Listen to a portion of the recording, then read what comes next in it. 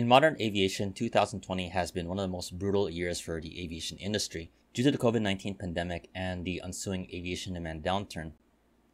Data, especially from the financial losses of airlines and the visible and highly publicized groundings of the global airline fleet, just illustrates just how big the impact has been. As airlines continue to count the losses due to the COVID-19 pandemic, it has caused a shakeup among the world's busiest airports. As a result, this year's world's busiest airport is one on the eastern coast of China. The airport I am referring to is the airport serving Guangzhou's Baiyun International Airport, which, according to a preliminary report released by the Airports Council International World, Guangzhou surpassed Atlanta as the world's busiest airport in 2020. Amid the year marked by the COVID-19 pandemic and airlines dropping flights around the world, Guangzhou's Baiyun Airport handled around 43.7 million passengers in 2020, a 40% drop compared to the year prior. Guangzhou displaces Atlanta Hartsfield Airport, which went down a notch as the number 2 busiest airport of 2020, while the previous number 2 busiest airport in the world, Beijing's capital airport, went from number 2 to number 7 in 2020. Both Atlanta and Beijing capital saw a drop of passenger traffic of over 60% in 2020 compared to the numbers in 2019, where they saw record numbers of over 100 million passengers.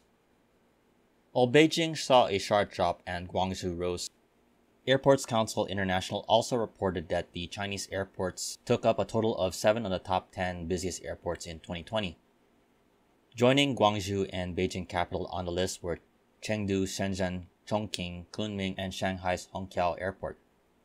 The other 3 airports on the busiest airports of 2020 were from the United States, with Atlanta leading, followed by Dallas-Fort Worth and Denver.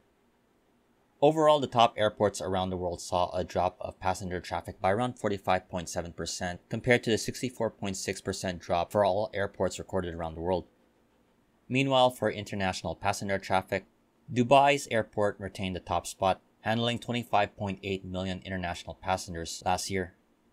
To illustrate the sharp decline and the effects of the global aviation demand downturn, Dubai's international passenger traffic declined by over 70% compared to the over 86 million international passengers the airport served in 2019. Similar drops in international passenger traffic were seen in Amsterdam, London, Paris, Frankfurt, Istanbul, along with Seoul, Incheon, and Singapore. There was also a major change in the busiest cargo hub for the world in 2020, with Memphis taking the top spot from Hong Kong, in what was a good year for the overall air cargo business. The top 10 busiest air cargo hubs of the world saw an increase of 3% in air cargo volume, along with representing around 28% of the overall air cargo traffic around the world. The increase could be attributed to the rise in demand for consumer goods and medical supplies, including personal protective equipment. As for the future and how things will recover will depend heavily on the easing of travel restrictions globally. It's likely the airports in China and the United States will spearhead the recovery initially, with reports of travel demand picking up again, in some cases returning to levels of bookings seen prior to the pandemic. For China and the United States, there is a large domestic air travel sector in these countries and likely will be the base of recoveries, with the international air traffic additions will boost their traffic numbers. As for whether we should put an asterisk for the year 2020, Airports Council International and the airports around the world account for what is currently the situation.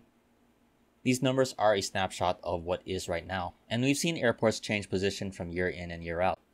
So it won't be surprising that some of the busiest airports in the years prior will make their return on the top 10 listing, especially with the projected recovery over the next few years. I definitely hope you enjoyed this video. If you liked it, please like, comment, share, and subscribe. This has been Flights in Asia, highlighting the news and updates from the aviation and travel scene in the Asia Pacific. Thanks again for watching, and have a great day.